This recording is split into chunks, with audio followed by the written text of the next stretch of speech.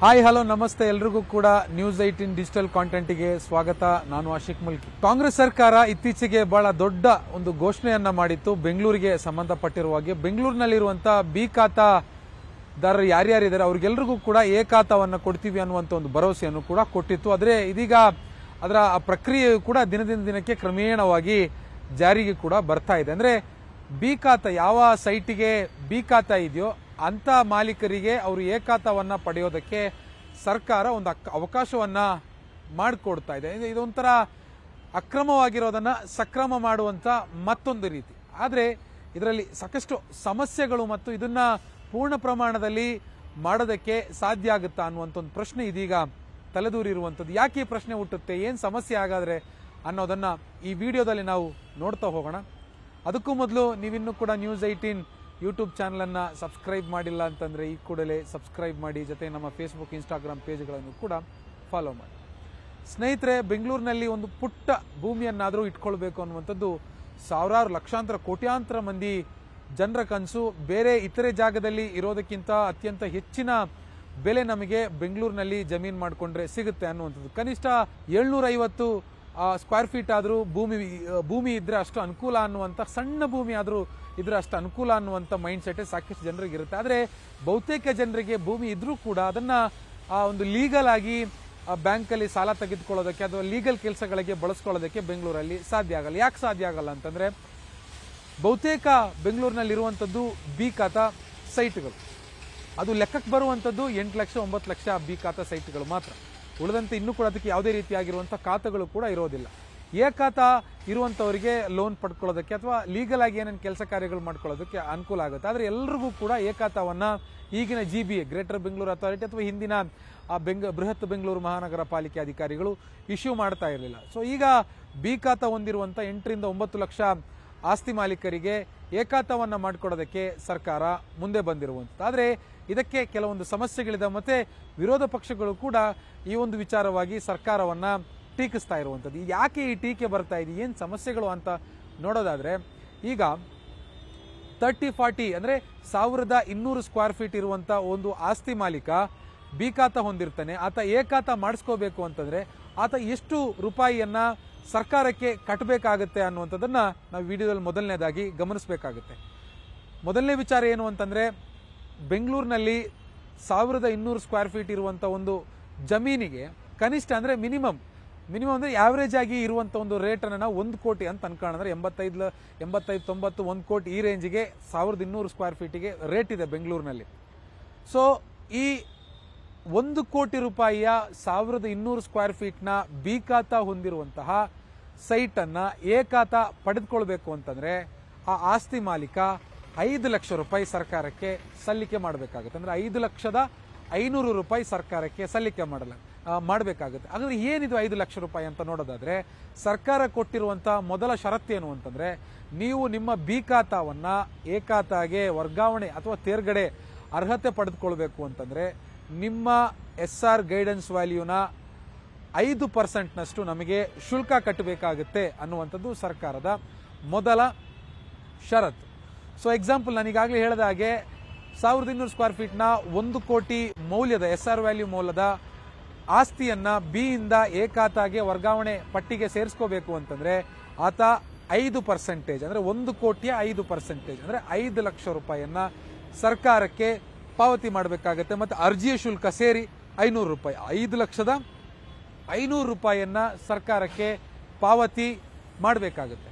So ಇದು ಮೊದಲನೇದು. ಅಂದ್ರೆ ಇದಕ್ಕೆ ಕೇವಲ 100 ದಿನಗಳ ಕಾಲಾವಕಾಶವನ್ನ ಮಾತ್ರ ಕೊಡ್ತಾ ಇರುವಂಥದ್ದು. ನೀವು ಅರ್ಜಿ ಹಾಕಿರ್ತೀರಿ, ಅರ್ಜಿ ಹಾಕಿದ 100 ದಿನಗಳೊಳಗಡೆ ನಿಮಗೆ ಬಿ ಇಂದ ಎ ಖಾತಾಗೆ ನಿಮಗೆ ತೇರ್ಗಡೆ ಹೊಂದೋದಕ್ಕೆ ಅವಕಾಶ ಕಲ್ಪಿಸಲಾಗುತ್ತೆ. ಆದರೆ ಈ 3 ತಿಂಗಳು 10 ದಿನದ ಒಳಗಾಗಿ 5 ಲಕ್ಷ ರೂಪಾಯಿಯನ್ನ ಪಾವತಿ ಮಾಡೋದಕ್ಕೆ ಸಾಧ್ಯನಾ ಅನ್ನುವಂಥದ್ದು ಸದ್ಯಕ್ಕಿರುವಂತ ಪ್ರಶ್ನೆ. ಮತ್ತು ಅದೊಂಥರ ಹೊರೆ ಕೂಡ.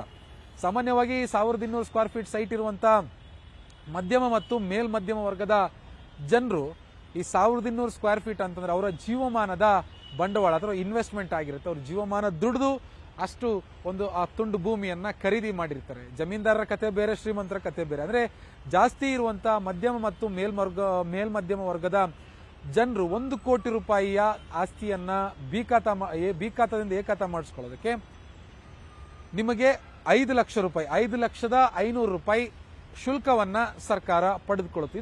ಇದು ಒಂದು ರೀತಿಯ ಹೊರೆ ಸಾರ್ವಜನಿಕರಿಗೆ ಅನ್ನುವಂಥದ್ರಲ್ಲಿ ಯಾವುದೇ ಮಾತಿಲ್ಲ. ಎರಡನೇದು, ಈಗ ಬಿ ಖಾತಾ ಯಾವೆಲ್ಲ ಸೈಟ್ಗಳಿಗೆ ಸಿಗುತ್ತೆ ಅಂತಂದ್ರೆ, ನೀವು ನಿಮ್ಮ ಸೈಟಿಗೆ ಮಾತ್ರ ಬಿ ಖಾತಾದಿಂದ ಎ ಖಾತಾವನ್ನ ಪಡೆದುಕೊಳ್ಳೋದಕ್ಕೆ ಅವಕಾಶ. ಆ ಸೈಟಲ್ಲಿ ಮನೆ ಇದೆ ಅಂತಂದ್ರೆ, ಕಟ್ಟಡ ಇದೆ ಅಂತಂದ್ರೆ, ಆ ಕಟ್ಟಡಗಳಿಗೆ ಎ ಖಾತಾ ಆಗಿ ವರ್ಗಾವಣೆ ಆಗಿರೋದಿಲ್ಲ. ಇದು ಬಹಳ ಮುಖ್ಯ ವಿಚಾರ.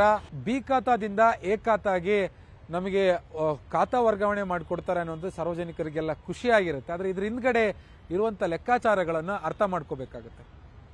ಒಂದು ನಾನೀಗಾಗಲೇ ಹೇಳಿದೆ, ಗೈಡೆನ್ಸ್ ವ್ಯಾಲ್ಯೂ 5% ಕಟ್ಟಬೇಕಾಗುತ್ತೆ. ಕನಿಷ್ಠ 1 ಕೋಟಿ ಮೌಲ್ಯದ ಸೈಟ್ ಇದ್ರೆ ಅದಕ್ಕೆ 5 ಲಕ್ಷ ರೂಪಾಯಿ ಕಟ್ಟಬೇಕಾಗುತ್ತೆ ಸರ್ಕಾರಕ್ಕೆ ಶುಲ್ಕದ ರೂಪದಲ್ಲಿ. ಮತ್ತೆ 500 ರೂಪಾಯಿ ಅಪ್ಲಿಕೇಶನ್ ಚಾರ್ಜ್ ಅಂತ 5,500,000 ರೂಪಾಯಿ ಸರ್ಕಾರಕ್ಕೆ ಸಲ್ಲಿಕೆ ಮಾಡಬೇಕಾಗುತ್ತೆ.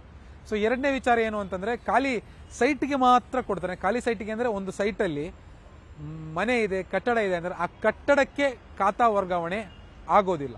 ಕೇವಲ ಆ ಕಟ್ಟಡ ಇರುವಂತಹ ಜಮೀನಿಗೆ ಮಾತ್ರ ಖಾತಾ ವರ್ಗಾವಣೆ ಆಗುವಂಥದ್ದು.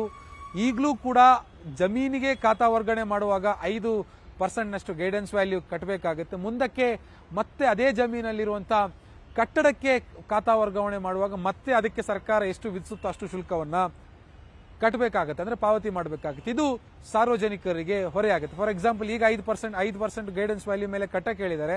ಮತ್ತೆ ಕಟ್ಟಡವನ್ನು ಕೂಡ ಖಾತಾದಿಂದ ಬಿ ಇಂದ ಎ ಖಾತಾಗೆ ವರ್ಗಾವಣೆ ಮಾಡುವಾಗ ಅದಕ್ಕೂ ಕೂಡ 5% ಅನ್ನಂದ್ರೆ ಒಟ್ಟಾರೆ 1 ಕೋಟಿ ಮೌಲ್ಯದ ಪ್ರಾಪರ್ಟಿಗೆ ನೀವು ಎರಡೂ ರೀತಿಯ ವರ್ಗಾವಣೆ ಮಾಡಿ ಮುಗಿಸುವಷ್ಟೊತ್ತಿಗೆ 10 ಲಕ್ಷ ರೂಪಾಯಿ ನಿಮ್ಮ ಕೈಯಿಂದ ನೀವು ಸರ್ಕಾರಕ್ಕೆ ಸಲ್ಲಿಕೆ ಮಾಡಬೇಕಾಗುತ್ತೆ.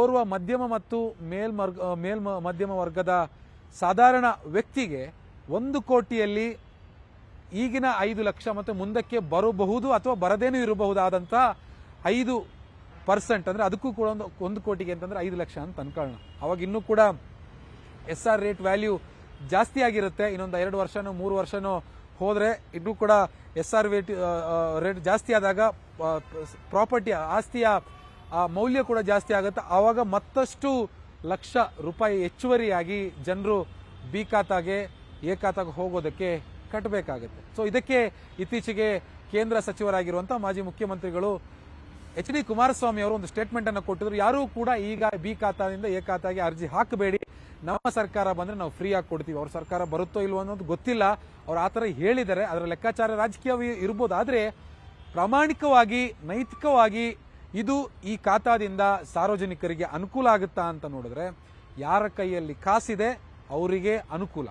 ಕಾಸು ಹೆಚ್ಚುವರಿಯಾಗಿ ಯಾರೆಲ್ಲ ಬ್ಯಾಂಕಲ್ಲಿ, ಮನೆಯಲ್ಲಿ, ಚಿನ್ನದ ರೂಪದಲ್ಲಿ ಇಟ್ಟಿರ್ತಾರೆ ಅವರಿಗೆ ಅನುಕೂಲ ಅನ್ನೋದು ಬಿಟ್ರೆ, ಸಾಲ ಶೂಲ ಮಾಡಿ ಒಂದು ಸೈಟ್ ಅನ್ನ ಖರೀದಿ ಮಾಡಿ ತಮ್ಮ ಜೀವಮಾನದ ಸಾಧನೆ ಅಂತ ಅನ್ಕೊಂಡಿರುವಂತದ್ದು, ಇದೇ ನಮ್ಮ ಜೀವಮಾನದ ಒಂದು ಬಹುದೊಡ್ಡ ಆಸ್ತಿ ಅಂತ ಅನ್ಕೊಂಡಿರೋರಿಗೆ ಬಿ ಖಾತಾದಿಂದ ಎ ಖಾತಾ ಹೋಗೋದ್ರಲ್ಲಿ ಯಾವುದೇ ರೀತಿಯಾಗಿರುವಂತಹ ಅನುಕೂಲ ಸಿಗಲ್ಲ ಅನ್ನುವಂಥದ್ದು. ನಿಮಗೆ ಬ್ಯಾಂಕಲ್ಲಿ ಮಾರ್ಟಿಗೇಜ್ ಮಾಡೋದಕ್ಕೆ ಕೆಲವೊಂದು ಸಣ್ಣ ಪುಟ್ಟ ಲೀಗಲ್ ಡಾಕ್ಯುಮೆಂಟ್ಸ್ಗೋಸ್ಕರ ಅಷ್ಟೇ ಎ ಖಾತಾ ಅನ್ವಯ ಆಗುತ್ತೆ ಅನ್ನೋದು ಬಿಟ್ರೆ, ಈ ಬಿ ಖಾತಾದಿಂದ ಎ ಖಾತಾಗೆ ಹೋಗುವಾಗ ನಿಮ್ಮ ಕೈಯಿಂದ ಲಕ್ಷಾಂತರ ರೂಪಾಯಿ ಖರ್ಚಾಗುತ್ತೆ ಅನ್ನುವಂಥದ್ದನ್ನ ನೀವು ಮನವರಿಕೆ ಮಾಡ್ಕೋಬೇಕು. ಅಂದ್ರೆ ನಾನು ನಿಮ್ಮಲ್ಲಿ ನೆಗೆಟಿವ್ ಇಂಪ್ರೆಷನ್ ಕ್ರಿಯೇಟ್ ಮಾಡೋದಕ್ಕೆ ಈ ವಿಡಿಯೋವನ್ನ ಮಾಡ್ತಾ ಇಲ್ಲ. ನಿಮಗೆ ಬೇಕಿದ್ರೆ ಖಂಡಿತ ನೀವು ಮಾಡ್ಕೊಳ್ಳಿ. ಆದ್ರೆ ಇದರ ಹಿಂಬದಿಯಲ್ಲಿರುವಂತಹ ಈ ಲೆಕ್ಕಾಚಾರಗಳನ್ನ ನಿಮಗೆ ಅರ್ಥ ಮಾಡಿಸ್ತಿರ್ತೀನಿ. ನೀವು ನಮಗೆ ಎ ಖಾತಾ ಕೊಡ್ತಾರಪ್ಪ, ಎ ಖಾತಾಗೆ ಅರ್ಜಿ ಹಾಕ್ಬಿಡ್ತೀನಿ, ಕೊನೆಗೆ 5% ಗೈಡೆನ್ಸ್ ವ್ಯಾಲ್ಯೂ ಕಟ್ಟುವಾಗ ಆಕಾಶನೇ ತಲೆ ಮೇಲೆ ಬಿದ್ದು ಒದ್ದಾಡುವಂತ ರೀತಿಗೆ ಮೈ ಮೇಲೆ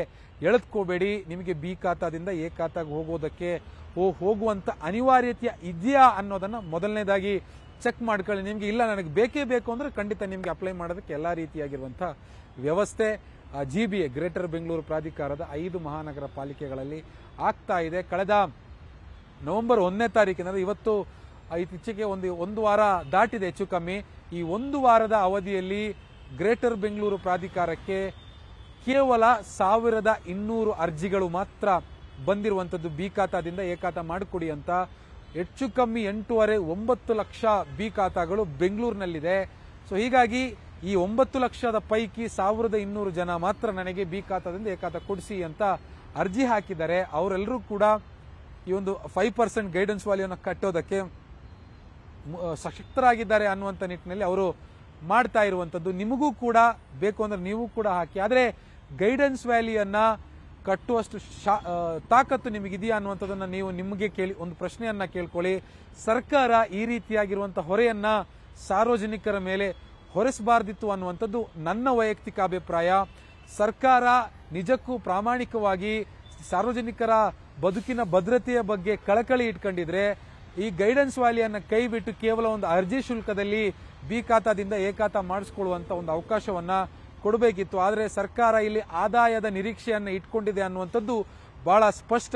ಈ 8ರಿಂದ 9 ಲಕ್ಷ ಪ್ರಾಪರ್ಟಿ ಬಿ ಖಾತಾ ಪ್ರಾಪರ್ಟಿ ಮಾಲೀಕರು ಎ ಖಾತಾ ಮಾಡಿಸ್ಕೊಂಡ್ರೆ ಸರ್ಕಾರಕ್ಕೆ ಅಂದ್ರೆ ಜಿಬಿಎ ಖಜಾನೆಗೆ ಬರೋಬ್ಬರಿ 5ರಿಂದ 6 ಸಾವಿರ ಕೋಟಿ ಆದಾಯ ಹರಿದು ಬರುತ್ತೆ. ಆ ಒಂದು ಆದಾಯವನ್ನ ಗಳಿಕೆ ಮಾಡೋದಕ್ಕೆ ಈ ನಿರ್ಧಾರ ಮಾಡಿಕೊಂಡಿದ್ದಾರೆ ಸರ್ಕಾರದವರು ಮತ್ತೆ ಪಾಲಿಕೆ ಅಧಿಕಾರಿಗಳು ಅನ್ನುವಂಥ ಚರ್ಚೆಯು ಕೂಡ ನಡೀತಾ ಇರುವಂಥದ್ದು. ನೀವು ಯೋಚನೆ ಮಾಡಿ, ನಿಮಗೆ ಬಿ ಖಾತಾ ಅಗತ್ಯ ಬಿದ್ದರೆ ಮಾತ್ರ ಅಪ್ಲೈ ಮಾಡಿ. ಸುಖ ಸುಮ್ಮನೆ ಎ ಖಾತಾ ಸಿಗುತ್ತೆ ಅಂತ ಕೈಯಲ್ಲಿರುವಂಥ ಸೇವಿಂಗ್ಸ್ ಅನ್ನ ಹಣವನ್ನ ಕಳೆದುಕೊಳ್ಬೇಡಿ ಅನ್ನುವಂಥ ಒಂದು ಎಚ್ಚರಿಕೆಯನ್ನ ಕೊಡ್ತಾ ಇದೆ. ನಿರ್ಭೀತ, ನಿಷ್ಪಕ್ಷಪಾತ, ವಿಶ್ವಾಸಾರ್ಹ ಸುದ್ದಿಗಳಿಗೆ ಮತ್ತೊಂದು ಹೆಸರಾಗಿರೋ ನ್ಯೂಸ್18 ಕನ್ನಡ ಈಗ ಆಪ್ನಲ್ಲೂ ಲಭ್ಯ ಇದೆ. ದಯವಿಟ್ಟು ಇಲ್ಲಿರೋ QR ಕೋಡ್ ಅನ್ನ ಸ್ಕ್ಯಾನ್ ಮಾಡಿಕೊಂಡು ಆಪ್ ಡೌನ್ಲೋಡ್ ಮಾಡೋದಕ್ಕೆ ಮರಿಬೇಡಿ. ನಿಮ್ಮ ಬೆಂಬಲ ಹೀಗೆ ಸದಾ ನಮ್ಮೊಂದಿಗಿರಲಿ. ಧನ್ಯವಾದ.